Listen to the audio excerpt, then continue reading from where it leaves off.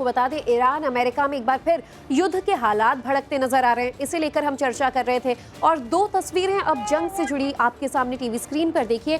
Cease fire खत्म नहीं हुआ है, लेकिन क्या उसका उल्लंघन हुआ है, ये इन तस्वीरों को देखकर सवाल उठ रहे हैं कि ईरान ने अमेरिका पर अटैक किया, अमेरिका कहता है हमने ईरान पर काउंटर अटैक किया। पहली तस्वीर उस वक्त की जब ईरान ने अमेरिका पर मिसाइलें दागी, दूसरी तस्वीर अमेरिका के डिस्ट्रॉयर की है और ईरान ने दावा किया कि जवाबी कार्रवाई के बाद अमेरिका के डिस्ट्रॉयर भाग खड़े हुए और अमेरिका ये कह रहा है कि हमने सिर्फ जवाबी कार्रवाई की है। दोनों ही देश एक दूसरे के ऊपर ये आरोप लगा रहे हैं कि इसने सीज फायर का उल्लंघन किया, हमारी तरफ से पहला अटैक नहीं किया गया था। इस बीच पश्चिम एशिया में सीज फायर के टूटने को लेकर अमेरिकी राष्ट्रपति ट्रंप का एक बयान भी सामने आया है। ट्रंप ने कहा है कि हॉर्मुज स्ट्रेट में युद्ध को लेकर ये ईरान का हमला बेहद मामूली सा था।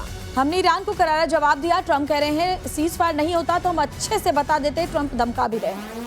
तो डोनाल्ड ट्रंप ने इससे पहले भी कहा कि हमें ज्यादा नुकसान नहीं हुआ है, लेकिन हमारे हमलों से ईरान को नुकसान जरूर पहुंचा है। और इस बयान से पहले ट्रंप ने एक पोस्ट भी किया। अपने पोस्ट में उन्होंने क्या कुछ लिखा वो भी हम आपको बताते हैं।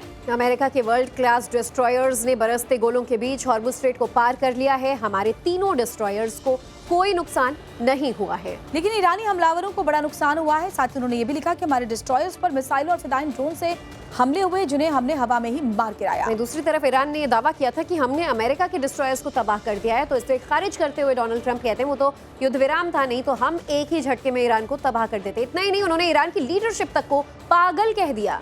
उन्होंने लिखा है कि ईरान एक आम देश नहीं है, ईरान की कमान पागलों के हाथ में है। डोनाल्ड ट्रंप कह रहे हैं कि अगर इन्हें परमाणु हथियार चलाने का मौका मिल गया तो बिना किसी सवाल के ये पागल परमाणु बम दाग देंगे। तो आप सोचिए कि अमेरिका जैसे दमदार मुल्क के राष्ट्रपति किस तरीके के शब्दों का इस्तेमाल करते हुए अपनी खींच दिखा रहे हैं और अपना यहाँ धमकी भरा तेवर दिखा रहे हैं। और चलिए बात कुछ और जानकारी आपको दे तो ईरान की ओर से अमेरिका के 3 वॉरशिप को टारगेट करने का दावा किया गया है। अब आपको बताते हैं कि ईरान के करीब अमेरिका के कौन-कौन से 3 वॉरशिप तैनात हैं।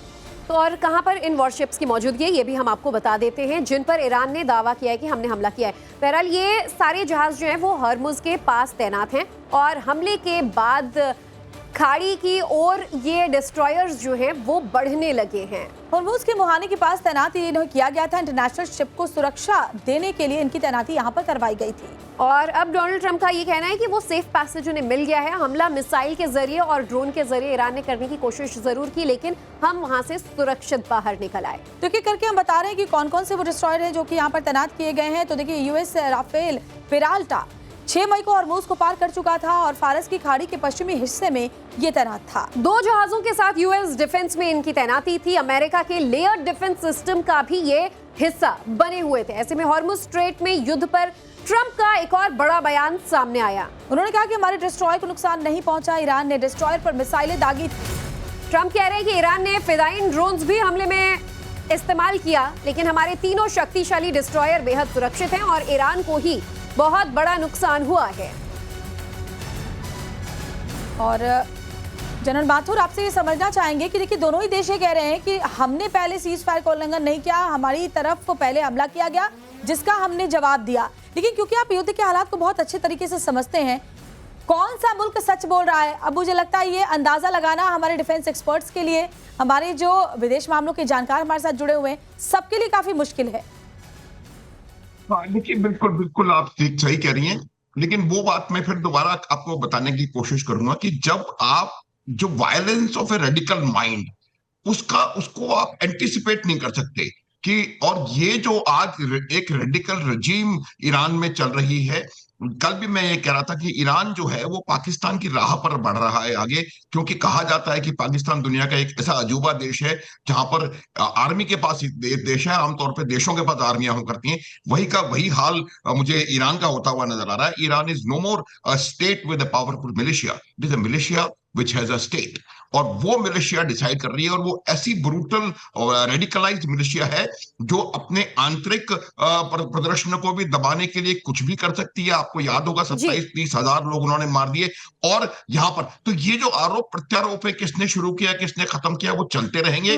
लेकिन आप देखिए कि ईरान लगातार कुछ ना कुछ कर रहा है, चाहे वो यूएई पे आक्रमण हो, चाहे कुछ भी हो, और या फिर दबाव बनाने की कोशिश हो। तो ये बात मैं आपको ये समझने की जरूरत पड़ेगी कि किस प्रकार से इसका इसका निकाला जाए। और चाहे Fact बात ये है- झुकने की हो या फिर एक कॉमन Fact- एक्सेप्टेंस पर आने की कि आखिर किस बात पर डील हो अमेरिका ईरान के बीच की जंग खत्म हो सके, इसे लेकर भी बहुत ज्यादा फ्लेक्सिबल ईरान नजर नहीं आ रहा है।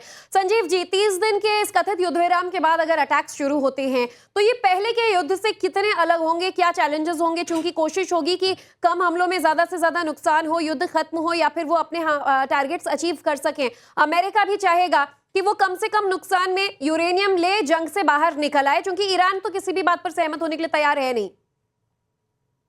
देखिए, ईरान की जो एक हार्ड लाइन इस्लामिक रिजीम वर्तमान समय की है, वो जैसा व्यवहार कर रही है, ऐसे में मैं स्पष्ट रूप से कहना चाहता हूं कि वो अपने पतन की राह पर जो सो टोटल जो डिक्लाइन जिसको बोलते हैं और पूरा टोटल डेसिमेशन, उसकी जो राह पर वो आगे बढ़ रहे हैं। और इस तरीके का जो व्यवहार है वो उनके स्वयं के लिए बहुत घातक साबित होगा। स्टेट ऑफ हॉर्मुज देखिए, वहां पर आवागमन को बाधित करना, वहां पर अगर अमेरिका अपने शिप्स को मूव कराने की कोशिश कर रहा है तो उसको रोकना और उसके ऊपर हमले करना, ये जाहिर है कि अंतर्राष्ट्रीय कानूनों का भी वायलेशन है। United Nations Convention on the Law of the Sea या अन्य जो कस्टमरीज मैरीटाइम रिलेटेड जो रूल्स हैं, वो सभी को इस तरीके के हमलों के माध्यम से वायलेट किया जा रहा है। ये जो नेचुरली बिल्ट इंटरनेशनल वाटरवे है, ये इस किसी एक राष्ट्र का उसके ऊपर कोई हक नहीं है। और अगर ईरान की इस्लामिक रिजीम ये कहेगी कि ये हमारी टेरिटरी है और हम इसको जैसे चाहेंगे वैसे इस्तेमाल करेंगे, तो ये जाहिर है कि अंतर्राष्ट्रीय कानूनों का पूरी तरह से उल्लंघन है। पूरी दुनिया इससे प्रभावित है और इसका नॉर्मलाइजेशन होना, इसका डीवेपनाइजेशन होना बहुत जरूरी है। लेकिन जनरल माथुर, जब ये वॉर शुरू नहीं हुआ था तब तो स्टेट ऑफ हॉर्मुज खुला ही हुआ था। जैसे संजीव श्रीवास्तव सर भी कह रहे हैं कि इसका गलत तरीके से इसको कंट्रोल करने की कोशिश ईरान कर रहा है। लेकिन आपको नहीं लगता कि ईरान किस ताकत का अंदाजा अमेरिका की वजह से ही उसे पता लगा कि पूरी दुनिया की नब्ज मेरे हाथ में है, जिसको कंट्रोल करके मैं अपने हिसाब से अपनी शर्तें रख सकता हूं। यानी इस वॉर के बाद ईरान को और ज्यादा मजबूत कराने में अगर किसी का हाथ है तो वो अमेरिका है। बिल्कुल बिल्कुल। देखिए, आपको मैं एक बात बताता हूँ, एक आपका ध्यान एक इंटरव्यू की तरफ आकर्षित करना चाहूंगा। शाहजानी नाम के एक मिलिट्री एडवाइजर थे जब अली खamenei जिंदा थे, और उनसे एक इंटरव्यू में पूछा गया था कि आपके ऊपर 46 वर्षों से इतने सारे सैंक्शंस लगे हुए हैं, तो आप स्टेट ऑफ हॉर्मुज का कुछ क्यों नहीं करते? तब उन्होंने कहा था कि जब हमारे ऊपर एग्जिस्टेंशियल थ्रेट आएगी तब हम स्टेट ऑफ हॉर्मुज का इस्तेमाल करेंगे, क्योंकि वो इस बात को समझते थे कि स्टेट ऑफ हॉर्मुज को बंद करना या उस पर यातायात को बाधित करना अंतरराष्ट्रीय नियमों का उल्लंघन है।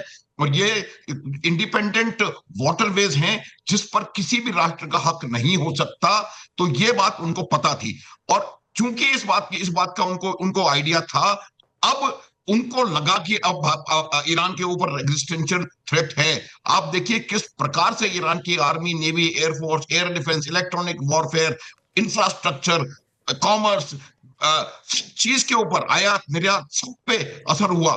तो उनको लगा कि ये एग्जिस्टेंशियल थ्रेट है, और इस वजह से उन्होंने शायद इसको बाधित करने का प्रयास किया। ये बिल्कुल इनको पता था कि इसको करके एक बहुत बड़ा लीवर की तरह वो इस्तेमाल कर सकते हैं। लेकिन मैं एक बात बता दूं आपको कि ये एक अंतरराष्ट्रीय नियमों का उल्लंघन है। निश्चित तौर पर, और ईरान जितने जल्दी इस बात को रियलाइज कर ले, ईरान के लिए भी बेहतर होगा, जैसा कि आप लोग कह रहे हैं। और फिलहाल IRGC द्वारा कंट्रोल्ड है, तो ऐसे में यहाँ पर अब एक जंग खुद ईरान के भीतर खाने में भी चल रही है कि आखिर सत्ता किसके हाथ है। बहरहाल बहुत बहुत धन्यवाद आप दोनों का हमारे साथ इस चर्चा में जुड़ने के लिए।